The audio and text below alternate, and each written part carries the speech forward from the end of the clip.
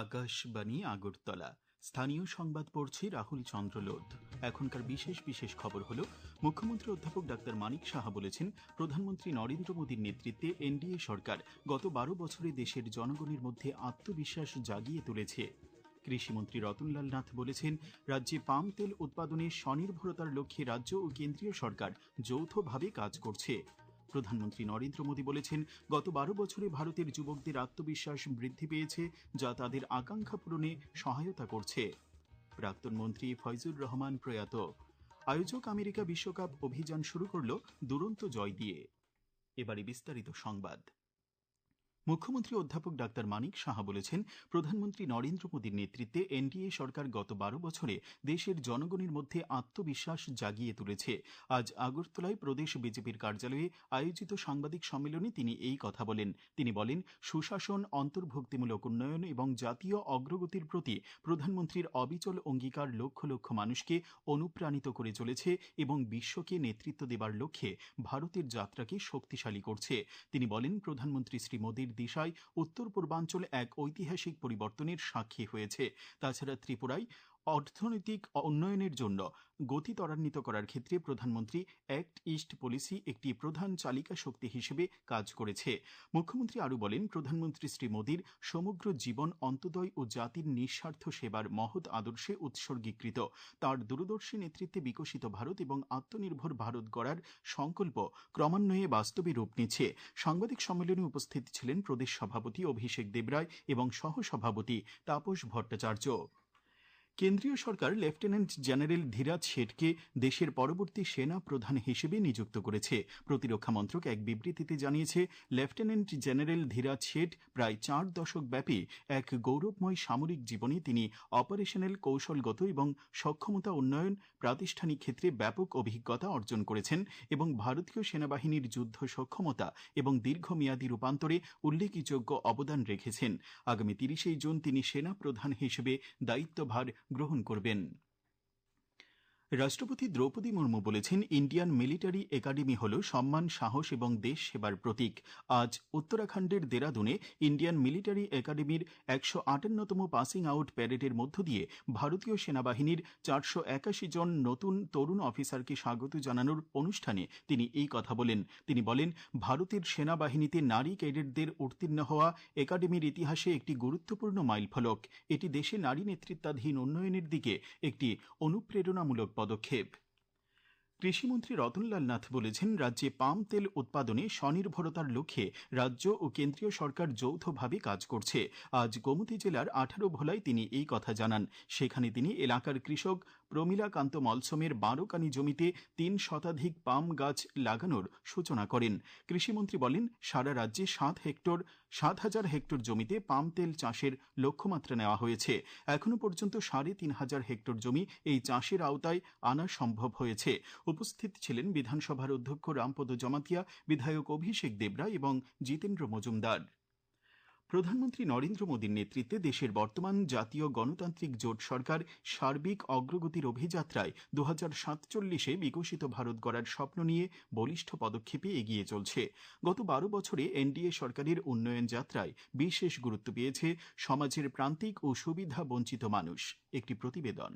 দেশের সার্বিক বিকাশের কর্মকাণ্ডে সমাজের প্রান্তিক ও সুবিধা বঞ্চিত মানুষ আজ ভাবনার কেন্দ্রবিন্দুতে। বিগত 12 বছরে জল জীবন মিশনের মাধ্যমে দেশের কোটি কোটি পরিবার আজ ঘরে বসে বিশুদ্ধ পানীয় জলের সুবিধা পাচ্ছেন। গ্রামাঞ্চলে নিরাপদ পানীয় জল পৌঁছে গিয়ে স্বাস্থ্য ও সুস্থতার নিশ্চয়তায় বদলে যাচ্ছে দেশের গরিষ্ঠ মানুষের জীবনযাত্রার মান। অন্যদিকে পিএম স্বনিধি যোজনা রাস্তার হকার ও ক্ষুদ্র ব্যবসায়ীদের জন্য হয়ে উঠেছে আর্থিক স্বনির্ভরতার নতুন আশার আলো। সহজ শর্তে ঋণ পেয়ে বহু ক্ষুদ্র ব্যবসায়ী তাদের ব্যবসা সম্প্রসারণের সুযোগ পেয়েছে। সবার সঙ্গে সবার বিকাশের লক্ষ্য পূরণের দৃঢ় বিশ্বাসকে সঙ্গী করে এনডিএ সরকারের 12 বছরের এই পথ চলায় উন্নয়নের সুবিধা পৌঁছে যাচ্ছে সমাজের শেষ প্রান্তে থাকা মানুষটির কাছে। সংবাদ কক্ষ থেকে সুমন ভট্টাচার্য, আকাশবাণী, আগরতলা। এই খবর আপনারা শুনছেন আকাশবাণীর আগরতলা কেন্দ্র থেকে। নরেন্দ্র মোদী বলেছেন, এনডিএ সরকার গত 12 বছর ধরে যুব নেতৃত্বাধীন উন্নয়নের জন্য নিরন্তর কাজ করে চলছে এবং এই সময়কালে ভারতের যুবকদের আত্মবিশ্বাস বৃদ্ধি পেয়েছে, যা তাদের আকাঙ্ক্ষা পূরণে সহায়তা করছে। আজ এক সামাজিক মাধ্যমে তিনি এই কথা উল্লেখ করেন। প্রধানমন্ত্রী আরও বলেন, ভারতের যুব সমাজ বিজ্ঞান ও প্রযুক্তি থেকে শুরু করে উৎপাদন, মহাকাশ, সেমিকন্ডাক্টর এবং ড্রোন পর্যন্ত বিভিন্ন ক্ষেত্রে নিজেদের ছাপ রাখছে। অসংখ্য আন্তর্জাতিক প্রতিযোগিতায় দেশের তরুণ ক্রীড়াবিদরা ধারাবাহিকভাবে জাতীয় গৌরব বৃদ্ধি করেছেন। তেলিয়ামুড়া মহকুমার চাকমাঘাট লিচু বাগান এলাকায় আজ সকালে মাটির চাপা পড়ে ঘটনাস্থলে 2 যুবকের মৃত্যু হয়। নিহত 2 যুবক জেমস জমাতিয়া এবং আশাহরি জমাতিয়ার বাড়ি চাকমাঘাট স্থিত কুঞ্জমোড়া গ্রামে। এই ঘটনায় অমূল্য ধন জমাতিয়া নামে এক যুবকও গুরুতর আহত হয়। সে বর্তমানে জিবি হাসপাতালে চিকিৎসাধীন। জনজাতি কল্যাণ দপ্তরের মন্ত্রী বিকাশ দেববর্মা নিহতদের পরিবার পরিজনদের সমবেদনা জানিয়েছেন। প্রশাসনের পক্ষ থেকে নিহতদের পরিবারকে 4 লক্ষ টাকা করে আর্থিক সহায়তা প্রদান করা হয়েছে। আগরতলা প্রেস ক্লাবের উদ্যোগে আজ এবছর মাধ্যমিক ও উচ্চ মাধ্যমিক পরীক্ষায় উত্তীর্ণ সাংবাদিকদের সন্তানদের সংবর্ধনা প্রদান করা হয়। মোট 14 জন কৃতী ছাত্রছাত্রীর হাতে সম্মাননা তুলে দেওয়া হয়। উপস্থিত ছিলেন পৌর নিগমের মেয়র দীপক মজুমদার, প্রেস ক্লাবের সভাপতি প্রণব সরকার, সহ সভানেত্রী চিত্রা রায় প্রমুখ। প্রবীণ বামপন্থী নেতা সিপিআইএমের রাজ্য কমিটির প্রাক্তন সদস্য, প্রাক্তন মন্ত্রী ফয়জুর রহমান গতকাল রাতে ধর্মনগর মহকুমার ইচাই লালছড়িতে তার নিজ বাসভবনে প্রয়াত হন। মৃত্যুকালে তাঁর বয়স হয়েছিল 75 বছর। তিনি 2 ছেলে 3 মেয়ে, স্ত্রী রেখে গেছেন। 1977 সালে বিধানসভা নির্বাচনে ধর্মনগর মহকুমার কুর্তি আসন থেকে ফয়জুর রহমান প্রথমবারের মতো বিধানসভায় নির্বাচিত হন। এরপর থেকে এই কেন্দ্রে তিনি পরপর 8 বার বিধানসভায় নির্বাচিত হন। 1998 সাল থেকে 2008 সাল পর্যন্ত বামফ্রন্ট মন্ত্রিসভায় তিনি পূর্ণমন্ত্রীর দায়িত্ব পালন করেন। সিপিআইএমের রাজ্য সম্পাদক মণ্ডলীর ফয়জুর রহমানের প্রয়াণে গভীর শোক প্রকাশ করেছে এবং তাঁর স্মৃতির প্রতি শ্রদ্ধা জানিয়েছে। তার পরিবার পরিজনদের প্রতিও আন্তরিক সমবেদনা জানিয়েছে সিপিআইএমের রাজ্য সম্পাদক মণ্ডলী। কেন্দ্রে এনডিএ সরকারের 12 বছর পূর্তি উপলক্ষে আগরতলার এমবিবি বিমানবন্দর কর্তৃপক্ষ আগামী 15 জুন যাত্রী সুবিধা দিবস উদযাপন করবে। আজ এমবিবি বিমানবন্দরের অধিকর্তা কিষাণ মোহন নেহরা এক সাংবাদিক সম্মেলনে এই কথা জানান। তিনি জানান, 15 জুন বিমান যাত্রীদের তিলক পরিয়ে স্বাগত জানানো হবে।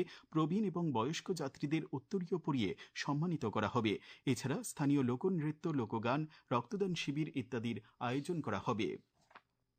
2026 ফুটবল বিশ্বকাপের গ্রুপ পর্বে মার্কিন যুক্তরাষ্ট্র প্যারাগুয়েকে 4-1 গোলে হারিয়ে টুর্নামেন্টে জয় দিয়ে যাত্রা শুরু করেছে। আসন্ন ম্যাচ দুটিতে গ্রুপ বিতে ভারতীয় সময় রাত 12:30টায় কাতার মুখোমুখি হবে সুইজারল্যান্ডের এবং গ্রুপ সিতে রাত 3:30টায় ব্রাজিল খেলবে মরক্কোর বিরুদ্ধে। এরপর ভারতীয় সময় সকাল 6:30টায় স্কটল্যান্ড ও হাইতির মধ্যে তৃতীয় ম্যাচটি রয়েছে। ত্রিপুরা ফুটবল অ্যাসোসিয়েশন পরিচালিত ঘরোয়া তৃতীয় ডিভিশন লীগ ফুটবল প্রতিযোগিতায় আজ 2টি খেলা হয়। উমাকান্ত মিনি স্টেডিয়ামে প্রথম খেলায় সিমনা তমাকারি ফুটবল ক্লাব 2-1 গোলে ইউনাইটেড বিএসটিকে পরাজিত করে। পরে একই মাঠে ইকফাই ফুটবল ক্লাব 4-3 গোলে ইউথ ক্লাবকে হারিয়ে দেয়। আগামী 24 ঘন্টায় রাজ্যের সবকটি জেলায় বজ্র বিদ্যুৎ সহ ভারী বৃষ্টিপাতের সতর্কতা জারি করেছে আবহাওয়া দপ্তর। আগামীকাল দিনের সর্বোচ্চ তাপমাত্রা 33 ডিগ্রি সেলসিয়াস এবং সর্বনিম্ন 25 ডিগ্রি সেলসিয়াসের কাছাকাছি থাকতে পারে। আজ দিনের সর্বোচ্চ তাপমাত্রা ছিল 33.4 ডিগ্রি সেলসিয়াস এবং সর্বনিম্ন 25.5 ডিগ্রি সেলসিয়াস। বিকেল 5:30 পর্যন্ত আগরতলায় বৃষ্টিপাতের পরিমাণ 17.2 মিলিমিটার। শেষ করার আগে খবরের বিশেষ অংশগুলি আরেকবার পড়ছি। মুখ্যমন্ত্রী অধ্যাপক ডাক্তার মানিক সাহা বলেছেন, প্রধানমন্ত্রী নরেন্দ্র মোদীর নেতৃত্বে এনডিএ সরকার গত 12 বছরে দেশের জনগণের মধ্যে আত্মবিশ্বাস জাগিয়ে তুলেছে। কৃষিমন্ত্রী রতনলাল নাথ বলেছেন, রাজ্যে পাম তেল উৎপাদনে স্বনির্ভরতার লক্ষ্যে রাজ্য ও কেন্দ্রীয় সরকার যৌথভাবে কাজ করছে। প্রধানমন্ত্রী নরেন্দ্র মোদী বলেছেন, গত 12 বছরে ভারতের যুবকদের আত্মবিশ্বাস বৃদ্ধি পেয়েছে, যা তাদের আকাঙ্ক্ষা পূরণে সহায়তা করছে। প্রাক্তন মন্ত্রী ফয়জুর রহমান প্রয়াত। আয়োজক আমেরিকা বিশ্বকাপ অভিযান শুরু করলো দুরন্ত জয় দিয়ে। স্থানীয় সংবাদ আজকের মতো এখানেই শেষ হলো। পরবর্তী বাংলা স্থানীয় সংবাদ প্রচারিত হবে আগামীকাল সকাল 7:35